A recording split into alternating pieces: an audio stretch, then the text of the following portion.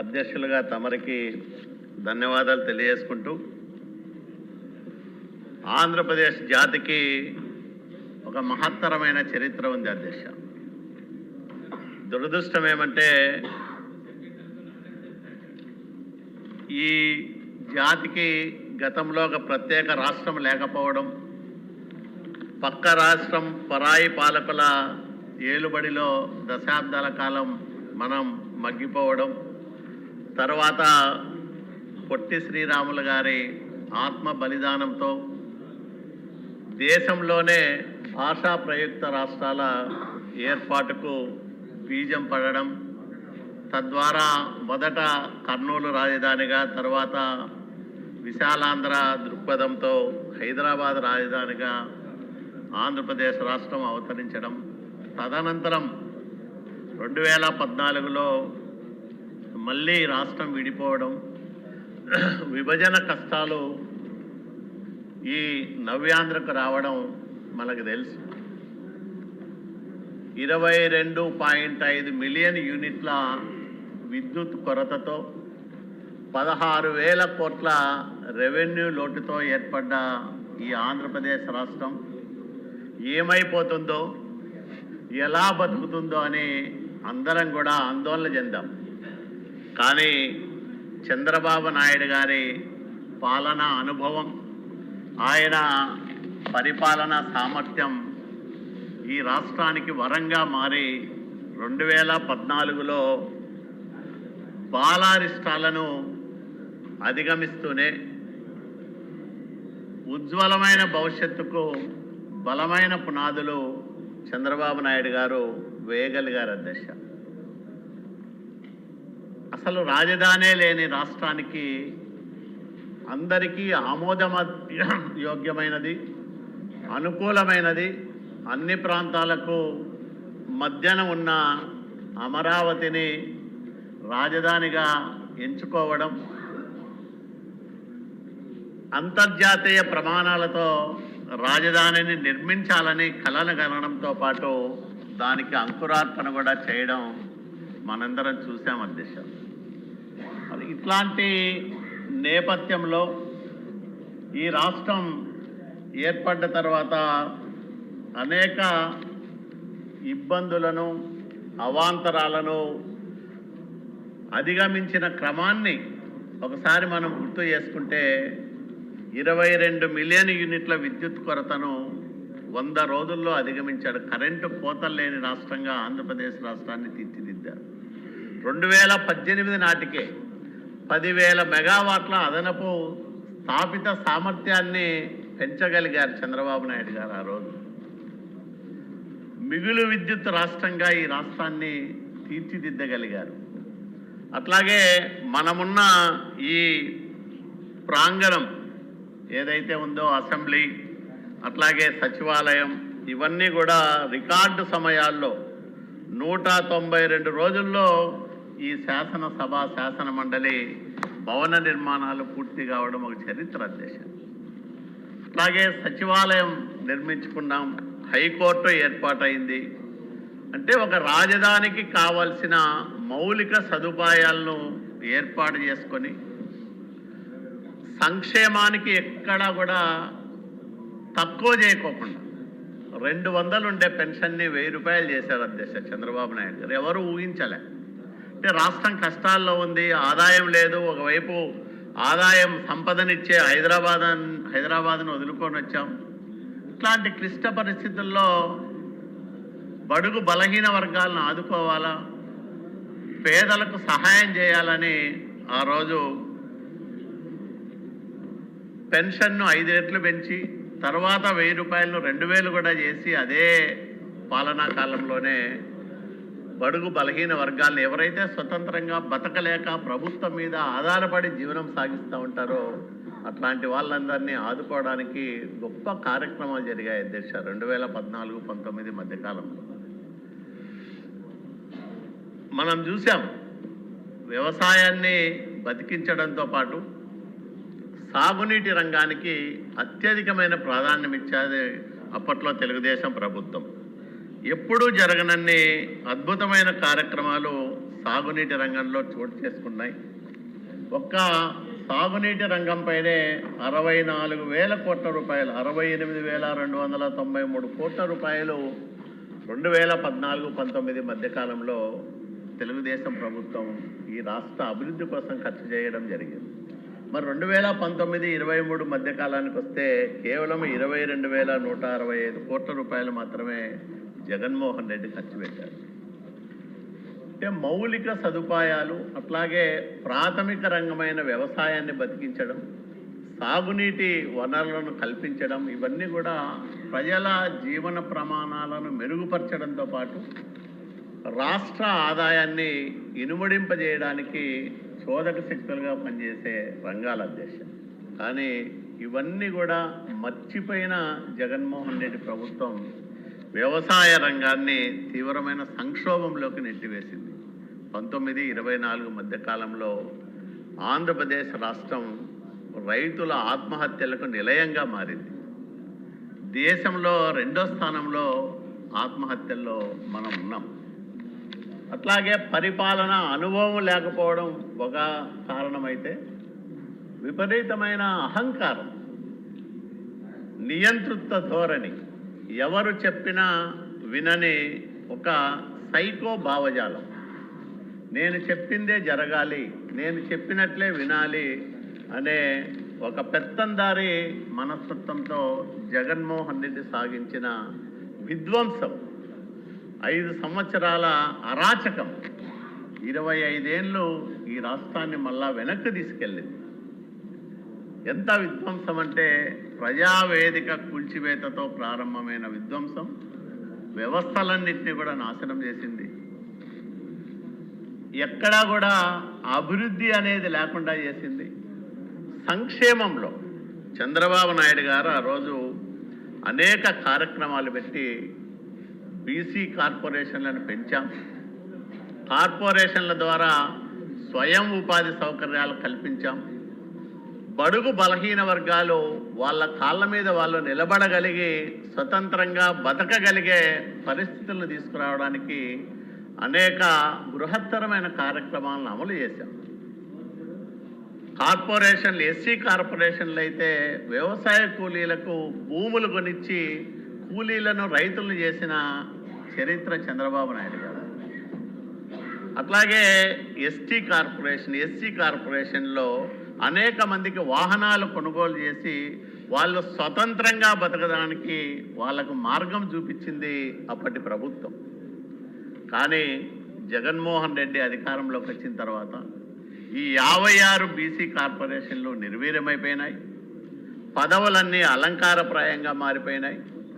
కేవలం అమ్మబడో, విద్యాదీవనో ఇట్లాంటి కార్యక్రమాలకు వెచ్చించిన నిధులను లెక్కించుకొని ఇదే సంక్షేమం అని చెప్పుకునే దుస్థితి గత ప్రభుత్వం బడుగు బలహీన వర్గాలకు కల్పించింది అధ్యక్ష. ఇది చాలా దుర్మార్గం, బాధాకరం. ఎందుకంటే ఒక దళితుడు కానీ, గిరిజనుడు కానీ, లేదా వెనుకబడిన వర్గాలకు సంబంధించిన యువతీ యువకులు స్వతంత్రంగా బతకాలంటే ఈ కాలంలో చాలా కష్టం అధ్యక్ష. ఒకవైపు ప్రభుత్వ ఉద్యోగాలు లేవు, మరోవైపు ప్రైవేటు ఉద్యోగాలకు వీళ్ళు పోటీ పడలేక, స్వతంత్రంగా బతకలేక తీవ్రమైన నిరాశ నిస్పృహల మధ్య కొట్టుమిట్టాడుతూ ఉంటుంది బలహీన వర్గాల యువత. ఇలాంటి సందర్భంలో స్వయం ఉపాధి సౌకర్య పథకాలను రద్దు చేయడం, సబ్సిడీ రుణాలను తీసేయడం చాలా దుర్మార్గం. ఆ వర్గాల భవిష్యత్తుకు అది ఒక గొడ్డలి పెట్టుగా మారిందనే దాంట్లో ఎలాంటి సందేహము లేదు అధ్యక్ష. మరి అట్లాంటి ఒక దుష్ట పరిపాలన 5 సంవత్సరాలు మనము చవి చూసిన సందర్భంలో ఏమి జరిగింది, ఈ రాష్ట్రానికి ఎంత నష్టం జరిగిందంటే లెక్కలేనంత నష్టం. కోలుకోలేని విధంగా ఈ రాష్ట్రం దెబ్బతినింది. చంద్రబాబు నాయుడు గారు కష్టకాలంలో ముఖ్యమంత్రి అయి 5 లక్షల కోట్ల పెట్టుబడులు ఈ రాష్ట్రానికి తీసుకొచ్చి స్వయంగా ఇదే నిండు సభలో వైసీపీ అప్పటి పరిశ్రమల శాఖ మంత్రి గౌతమ్ రెడ్డి గారు ఒక మాట చెప్పారు. 2014-19 మధ్యకాలంలో 5,13,000 మంది ఉపాధి అవకాశాలు పొందారు ఆంధ్రప్రదేశ్ రాష్ట్రంలోని వైసీపీ ప్రభుత్వం చెప్పిన మాట అధ్యక్ష. కష్టకాలంలో ఉపాధి అవకాశాలు కల్పించాం. పెట్టుబడులు అనావృష్టికి ఆలవాలమైన అనంతపురం లాంటి జిల్లాలో కియా కార్ల పరిశ్రమ వస్తుందని ఎవరు ఊహించలేదు అధ్యక్ష. ఎక్కడో పోవాల్సింది. అనేక రాష్ట్రాలు పోటీపడి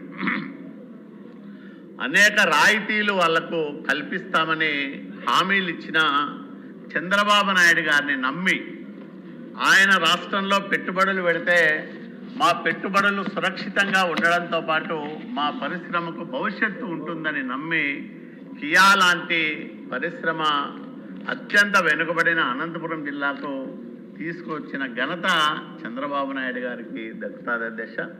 ఆ పరిశ్రమ వల్ల దాదాపు 15,000 మంది ఈరోజు ప్రత్యక్షంగా పరోక్షంగా ఉపాధి అవకాశాలు పొందుతూ ఉన్నారు. ఆ వాతావరణాన్నే ఆ పరిశ్రమ రావడం వల్ల మార్చేసింది అధ్యక్ష. అంటే పారిశ్రామికీకరణ జరగడం వల్ల ప్రభుత్వానికి ఆదాయం పెరుగుతుంది, అక్కడ చుట్టూ ఉండే ప్రజల జీవన ప్రమాణాలు పెరుగుతాయి, ఉపాధి అవకాశాలు పెరుగుతాయి. అట్లాగే ఆ ప్రాంతాల్లో ఉండే రైతుల భూములకు కూడా రేట్లు పెరుగుతాయి. ఇప్పుడు విశాఖ చూశారు, ఒక మెట్టెక్ జోన్ కానీ లేకపోతే మరి భోగాపురం విమానాశ్రయం కానీ ఇవన్నీ కూడా చంద్రబాబు నాయుడు గారి దూరదృష్టికి చిహ్నాలు అధ్యక్ష. ఇప్పుడు చిత్తూరు జిల్లాలో సెల్ ఫోన్ కంపెనీలు రావడం కానీ, అట్లాగే కర్నూలు జిల్లాలో సిమెంట్ పరిశ్రమలు రావడం కానీ ఇవన్నీ కూడా ఆ రోజు చంద్రబాబు నాయుడు గారు ఈ రాష్ట్రానికి ముఖ్యమంత్రిగా ఉన్నారు కాబట్టే రాగలిగాయి. మరి జగన్మోహన్ రెడ్డి వచ్చి ఏం చేశాడు అధ్యక్ష? పరిశ్రమలను పారదోలాడు, పెట్టుబడులు రాకుండా చేశాడు, బెదిరించాడు. జే ట్యాక్స్ కట్టలేక పారిశ్రామికవేత్తలు ఎవరు కూడా ఆంధ్రప్రదేశ్ వైపు కన్నెత్తి చూడడానికే భయపడే ఒక భయానకమైన పరిస్థితుల్ని ఆంధ్రప్రదేశ్ రాష్ట్రంలో తీసుకొచ్చాడు జగన్మోహన్ రెడ్డి అధ్యక్ష. అంటే 5 ఏళ్ళు పాలన గాడిలో పడి అభివృద్ధి మార్గంలో వేగంగా దూసుకెళ్తున్న ఆంధ్రప్రదేశ్ రాష్ట్రానికి ఒక శనిలా, ఒక దరిద్రంలా దాపురించిన జగన్మోహన్ రెడ్డి దుష్ట పాలన వల్ల ఈ ఆంధ్రప్రదేశ్ రాష్ట్రం కోలుకోలేని విధంగా దెబ్బతినింది అనే విషయాన్ని మరి మీ అందరికీ నేను మనవి చేస్తా ఉన్నాను అధ్యక్ష. ముఖ్యంగా వెనుకబడిన ప్రాంతాలు, తమరు కూడా ఉత్తరాంధ్ర నుంచి వచ్చారు అధ్యక్ష, నేను రాయలసీమ నుంచి వచ్చాను అధ్యక్ష. మన ప్రాంతాలన్నీ కూడా మెట్ట సేద్యం పైన ఆధారపడి బతికే ప్రాంతాలు, నీటి వనరులు చాలా తక్కువగా ఉండే ప్రాంతాలు, రైతుల జీవన ప్రమాణాలను మెరుగుపడాలంటే చాలా కష్టమైన పరిస్థితులు అధ్యక్ష. అట్లాంటి ప్రాంతాల్లో సాగునీటి వనరుల కల్పనకు 2014-19 మధ్యకాలంలో ఇతోధికమైన కృషి జరిగింది. వెనుకబడిన ప్రాంతాల వెనుకబాటుతనాన్ని పోగొట్టాలని చంద్రబాబు నాయుడు గారు ప్రయత్నం చేశారు. మా రాయలసీమ విషయానికి వస్తే మహనీయుడు ఎన్టీ రామారావు గారి కళలకు ప్రతిరూపాలైన హంద్రీనివా కానీ, గాలేరు నగర్ లాంటి ప్రాజెక్టుల పనులను పరిగెత్తించారు. ప్రాజెక్టు సైట్లలో చంద్రబాబు నాయుడు గారు వచ్చి నిద్రపోయినారు, సమీక్షలు పెట్టారు, కాలువల వెంట తిరిగారు, మైళ్ళ కొలది నడిచారు. ఆయన స్వయంగా నడిచి ప్రత్యక్ష పర్యవేక్షణలో పనులను పరిగెత్తించి అత్యంత వెనుకబడిన ప్రాంతాలకు నదీ జలాలను తరలించడానికి చంద్రబాబు నాయుడు గారు ప్రయత్నం చేశారు.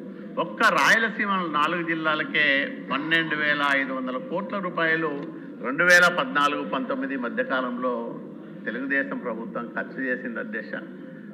అనంతపురం జిల్లాకు కియా రావడానికి కూడా గొల్లపల్లి రిజర్వాయర్ అనేది చంద్రబాబు నాయుడు గారు నిర్మించుకుంటే అక్కడ పరిశ్రమ వచ్చేది కాదు అధ్యక్ష. మీకు నీళ్ళు ఇస్తాం, మీరు పరిశ్రమ పెట్టండి అని వాళ్ళకి హామీ ఇచ్చి ఏడాది కాలంలోనే ఆ రిజర్వాయర్ను కూడా పూర్తి చేసిన చరిత్ర చంద్రబాబు నాయుడు గారిది అధ్యక్ష. ఈ విధంగా వెనుకబడిన ప్రాంతాల్లో ప్రజల జీవన ప్రమాణాలు మెరుగుపడాలా, వాళ్ళ వెనుకబాటుతనము శాశ్వతంగా ఉండకూడదు అని ఆయన ప్రతినిత్యము పరితపించడంతో పాటు నిర్దిష్టమైన కార్యాచరణతో ముందుకు వెళ్ళడం ద్వారానే మరి కార్యక్రమాలన్నీ కూడా సాకారమయ్యాయి.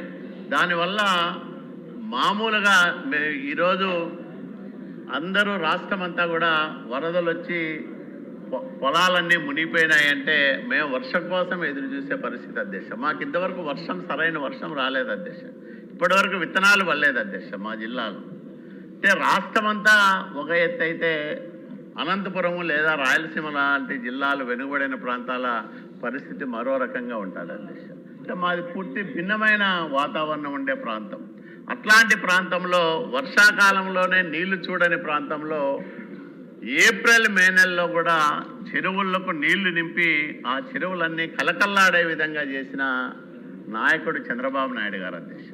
హంద్రీనీవాను వెడల్పు చేసి అత్యంత వెనుకబడిన కళ్యాణదుర్గం రాయదుర్గం ప్రాంతాలకు భైరవాంతిప్ప ప్రాజెక్టు కృష్ణా జలాలు తరలించాలని 1000 కోట్ల రూపాయలు మంజూరు చేశాడు అధ్యక్ష. పనులు ప్రారంభం చేశాం.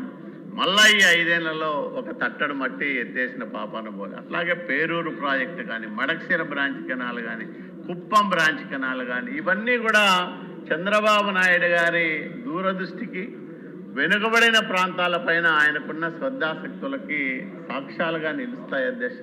మరి ఇట్లాంటి ఏ కార్యక్రమం కూడా ఒక్క అడుగు కూడా గడిచిన 5 సంవత్సరాల కాలంలో ముందుకు పడని కారణంగా వెనుకబడిన ప్రాంతాలు తీవ్రంగా నష్టపోయినాయి. అందుకనే ఒకవైపు గతంలో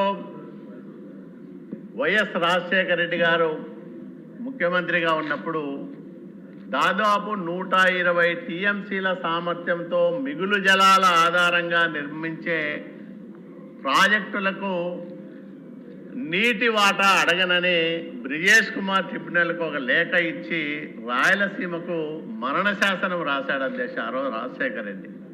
జగన్మోహన్ రెడ్డి వచ్చి రాయలసీమ ప్రాజెక్టులను అత్యంత వివాదాస్పదం చేసి పక్క రాష్ట్రానికి అనేక అనుమానాలు కలిగించే విధంగా వ్యవహరించి రాయలసీమ ద్రోహిగా ఈరోజు జగన్మోహన్ రెడ్డి మిగిలిపోయినాడు అధ్యక్ష. అదే చంద్రబాబు నాయుడు గారు అధ్యక్ష. కృష్ణా జలాల వాటాలో ఆంధ్రప్రదేశ్ రాష్ట్ర కోటా 811 టీఎంసీలు అధ్యక్ష.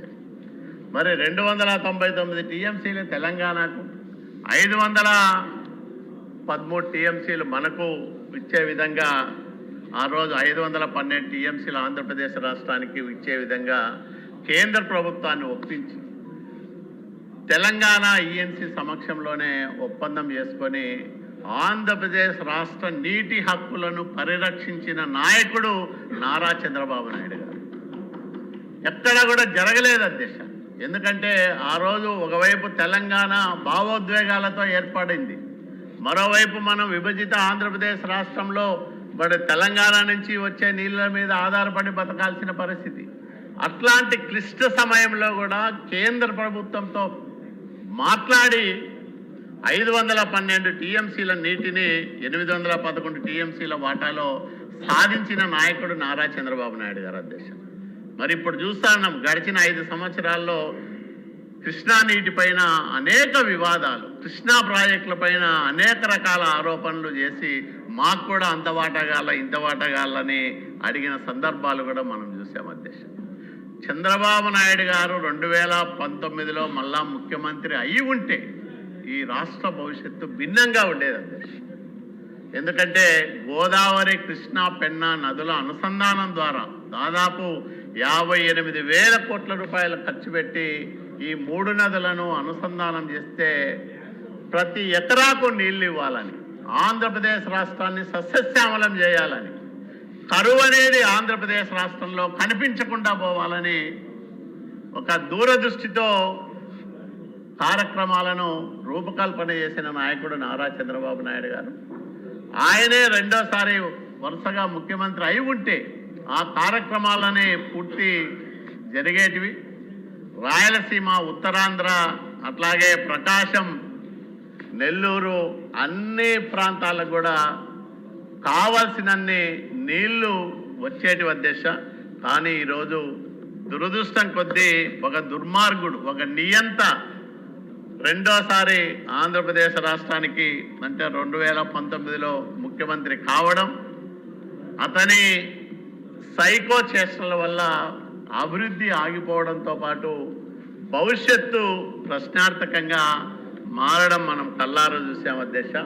మరి ఇట్లాంటి పరిస్థితుల్లో మనం మళ్ళీ పాలనను గాడిలో పెట్టాలా, జరిగిన తప్పులన్నీ కూడా సరిదిద్దుకోవాలా, రాష్ట్రం అభివృద్ధిలో అట్టడుగున చేరుకుంది, అప్పుల్లో మాత్రం అగ్రస్థానంలో ఉంది. అంటే ఈ వ్యత్యాసాన్ని తగ్గించి మళ్ళా రాష్ట్రంలో సంపదను పెంచి పరిశ్రమలను పెట్టుబడులను ఆకర్షించి ఈ రాష్ట్రానికి మళ్ళా ఉజ్వలమైన భవిష్యత్తును కల్పించే బృహత్తర బాధ్యత మళ్ళా ఈరోజు ఎన్డీఏ పైన ఉంది. చంద్రబాబు నాయుడు గారి నాయకత్వంలో పవన్ కళ్యాణ్ గారు, జనసేన, అట్లాగే భారతీయ జనతా పార్టీ కేంద్రం సహకారంతో మళ్ళా ఈ రాష్ట్రాన్ని అభివృద్ధి పథంలో ముందుకు నడిపించే అవకాశం కలగాలని, ఆ రకంగా చర్యలు తీసుకోవాలని నేను విజ్ఞప్తి చేస్తూ ఉన్నా. సంక్షేమంలో విపరీతమైన కోతలు, ఎస్సీలకు, ఎస్టీలకు, బీసీలకు అమలు చేసే కార్యక్రమాల్లో 120 పథకాలని రద్దు చేసింది జగన్మోహన్ రెడ్డి ప్రభుత్వం. గతంలో సంక్షేమం మంచి ఊపులో ఉన్న సమయంలో అధికారంలోకి వచ్చిన జగన్మోహన్ రెడ్డి సంక్షేమంలో కోతలు పెట్టి ఆ కార్యక్రమాలన్నీ కూడా రద్దు చేసి బడుగు బలహీన వర్గాలకు తీరని అన్యాయం చేశాడు. పోనీ శాంతి భద్రతల విషయంలోనైనా ఏమైనా మెరుగుదల కనిపిస్తుంది అంటే శాంతి భద్రతల విషయంలో నిన్ననే ఎన్డీఏ సమావేశంలో మా నాయకుడు చంద్రబాబు నాయుడు గారు ఒకటే చెప్పారు అధ్యక్ష, శాంతి భద్రతలకు విఘాతం కల్పిస్తే ఎవరినైనా తన మన అనే లేదు, ఎవరిని ఉపేక్షించేది లేదని చాలా స్పష్టంగా ప్రకటించారు అధ్యక్ష. మరి ఆయన అంత నిష్కర్షగా శాంతి భద్రతల విషయంలో వ్యవహరిస్తే జగన్మోహన్ రెడ్డి 5 సంవత్సరాల పరిపాలనలో ఆంధ్రప్రదేశ్ రాష్ట్రంలో 2686 హత్యలు జరిగాయి అధ్యక్ష. ఇది దేశంలోనే రికార్డు అధ్యక్ష.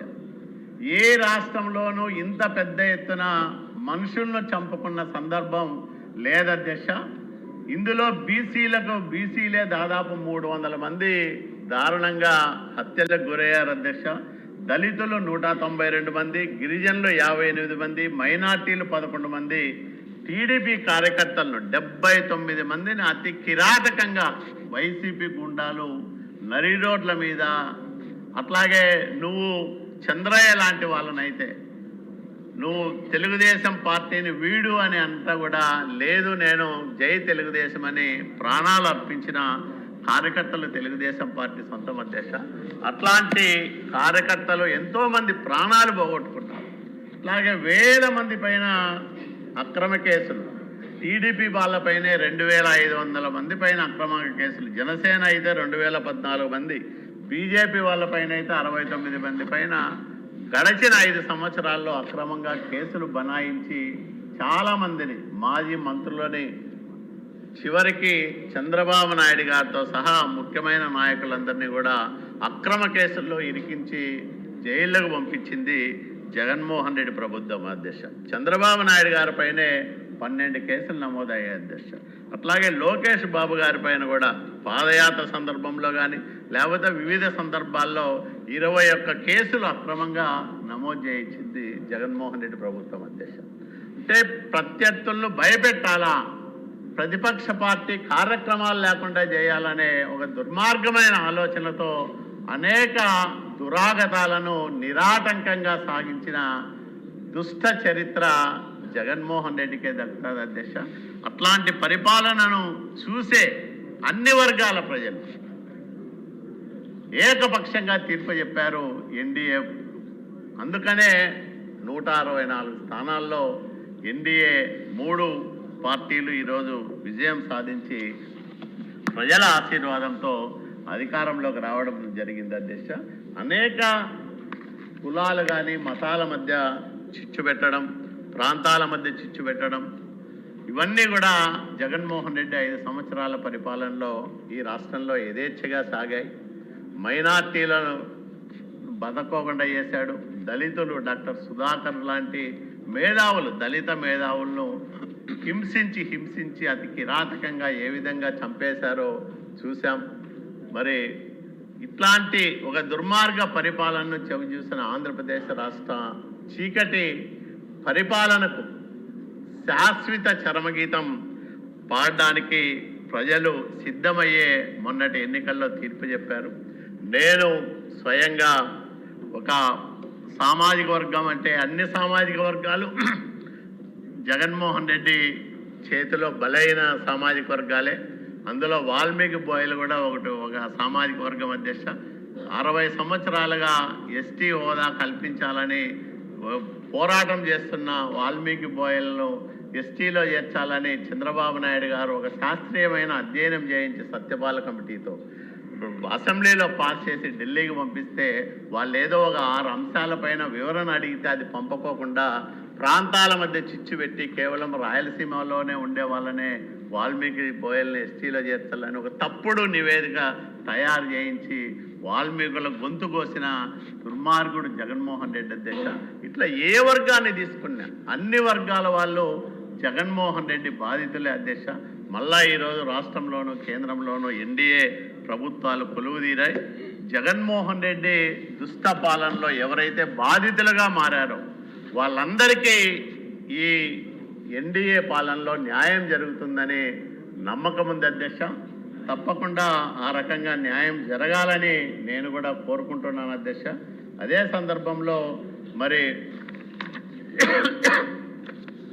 రాష్ట్ర భవిష్యత్తుకు మళ్ళీ బలమైన పునాదులు వేసే దిశగానే కాకుండా సంక్షేమానికి పెద్దపీట వేస్తూ మా నాయకుడు చంద్రబాబు నాయుడు గారు తొలి అంటే ముఖ్యమంత్రిగా బాధ్యతలు స్వీకరించిన తొలి రోజే 5 సంతకాలు పెట్టారు అధ్యక్ష. అందులో 16,347 పోస్టులను భర్తీ చేస్తూ మెగా డిఎస్సి పైన తొలి సంతకం పెట్టడం, అట్లాగే ల్యాండ్ టైటిలింగ్ చట్టం రద్దు ఇప్పుడే మంత్రి గారు కూడా సభలో ప్రవేశపెట్టారు అధ్యక్ష. ఆ దుర్మార్గమైన రైతులకు ద్రోహం చేసే ఆ నల్ల చట్టాన్ని రద్దు చేసేదానికి 2వ సంతకం పెట్టడం, పెన్షన్లను 3,000 నుంచి 4,000కు పెంచుతూ మరి 3వ సంతకం పెట్టడం, అన్నా క్యాంటీన్ల పునరుద్ధరణ ఏదైతే స్వాతంత్ర దినోత్సవం ఉందో ఆగస్టు 15 రోజున మరి రాష్ట్రంలో మళ్ళా అన్నా క్యాంటీన్లకు పూర్వవైభవం వస్తూ ఉంది అధ్యక్ష. నైపుణ్య గణన పైన 5వ సంతకం పెట్టడం అంటే మళ్ళా పరిపాలనను గాడిలో పెట్టడంతో పాటు పెట్టుబడులను ఆకర్షించడంతో పాటు పారిశ్రామికవేత్తలకు ఒక మంచి సానుకూలమైన వాతావరణాన్ని కల్పించడానికి తగిన చర్యలు తీసుకోవడంతో పాటు సంక్షేమానికి ఎక్కడ తక్కువ చేయము. రాష్ట్రం ఆర్థిక ఇబ్బందుల్లో ఉండొచ్చు. ఇప్పుడు అసలు మా ఆర్థిక శాఖ మంత్రి గారికే ఇంతవరకు ఈ రాష్ట్రంలో ఎంత అప్పు ఉంది, తర్వాత ఈ కాంట్రాక్టర్లకు నిన్న గవర్నర్ గారి ప్రసంగంలో మనం చూసాం 25,000 కేసులు కాంట్రాక్టర్లు ప్రభుత్వం పైన వేశారంటే ప్రభుత్వం పైన ఏ వర్గానికి నమ్మకం లేదు, ఎంత అపనమ్మకంగా బతికారో 5 సంవత్సరాల కాలంలో అందరూ కూడా మనం కల్లారా చూసాం. అంటే ఇవన్నీ కూడా దృష్టాంతాలు. ఒక్కొక్కటి బయటకు తీస్తే అసలు 10 లక్షల కోట్ల 12 లక్షల కోట్ల పొందా ఎంత పొందనేది కూడా ఇప్పటి వరకు మనకి ఇంకా స్పష్టత రాలేదు. త్వరలోనే శ్వేతపత్రం బయటకు వస్తే అవన్నీ కూడా మనకు ఆ విషయాలన్నీ కూడా విదితమవుతాయి. అదే సందర్భంలో కాంట్రాక్టర్లకు 35,000 కోట్ల 40,000 కోట్ల ఇంకా బిల్లులు చెల్లించాల్సిన అవసరం ఉంది. ఈ రకంగా ప్రతి అంశంలోనూ అడుగడుగున వైఫల్యం చెందిన జగన్మోహన్ రెడ్డి దుష్ట పాలనకు చరమగీతం పాడి ప్రజలు